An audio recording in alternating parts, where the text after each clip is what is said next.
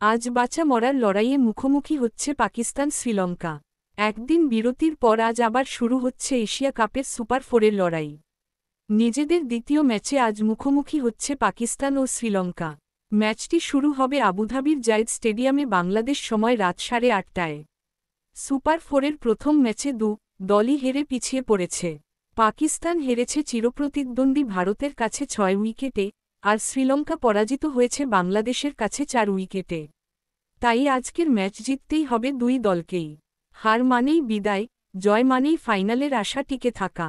Group পর্বে এ group runners up হিসেবে পাকিস্তান এবং বি গ্রুপ চ্যাম্পিয়ন হয়ে শ্রীলঙ্কা জায়গা করে নেয় সুপার ফোরে। তবে প্রথম ম্যাচের হার তাদের কঠিন চাপে ফেলে দিয়েছে। 2022 সালের এশিয়া কাপে টি-20 ফরম্যাটে দুবার মুখোমুখি হয়েছিল পাকিস্তান ও শ্রীলঙ্কা। দুই ম্যাচেই জয় পেয়েছিল লঙ্কানরা সুপার ফোরে 5 উইকেটে এবং ফাইনালে 23 রানে। এবারও সুপার ফোরে ওঠার আগে টানা 3 ম্যাচে জয় পেলেও বাংলাদেশ ম্যাচে হোঁচট খেয়েছে চারিথ আসালঙ্কার দল। ম্যাচপূর্ব সংবাদ সম্মেলনে শ্রীলঙ্কান অধিনায়ক চারিথ আসালঙ্কা বলেন, বাংলাদেশ ম্যাচ ভুলে আমরা এখন পুরো মনোযোগ দিচ্ছি পাকিস্তানের বিপক্ষে। ফাইনালের দৌড়ে টিকে থাকতে হলে জয়ের বিকল্প নেই। দলের সবাই প্রস্তুত।